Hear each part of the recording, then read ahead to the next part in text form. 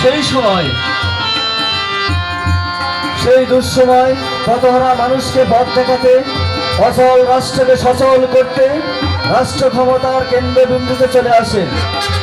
এরপর দীর্ঘ সংগ্রামের মধ্য দিয়ে এরপর রাষ্ট্রের অচল অর্থনীতি সচল করতে, অসহায় দুঃখিত নিপীড়িত মানুষের দুঃখ লাঘব করতে 1976 সালে 19 নভেম্বর রাষ্ট্রের দায়িত্ব নিজের কাঁধে তুলে নেন।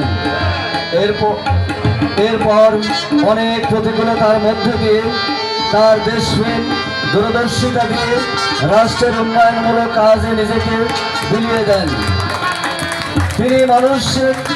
তিনি মানুষ মুখ থুবড়ে পড়া কৃষি ব্যবস্থাকে সচল করতে নানামুখী ব্যবস্থা গ্রহণ করেন। খাল খননের মাধ্যমে অসহায় কৃষকদের সেচের ব্যবস্থা করেন। কৃষি উন্নয়নের জন্য দিন রাত নিরলস পরিশ্রম করে যান। সাধারণ জনগণ শহীদ প্রেসিডেন্ট জিয়াউর রহমানের কর্মকাণ্ডকে স্বতঃস্ফূর্তভাবে সমর্থন জানায়। দেশের আপামর জনসাধারণ জিয়াউর রহমানের শাসন আমলের অর্থনৈতিক সমৃদ্ধি সহ অচল অর্থনীতি আবার সচল হতে শুরু করে।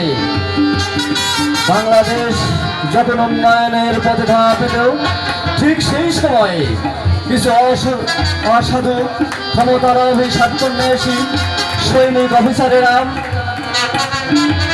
উন্নয়নের জোয়ার বইতে শুরু করে। ঠিক সেই সময়ে ক্ষমতালোভী স্বার্থান্বেষী সৈনিক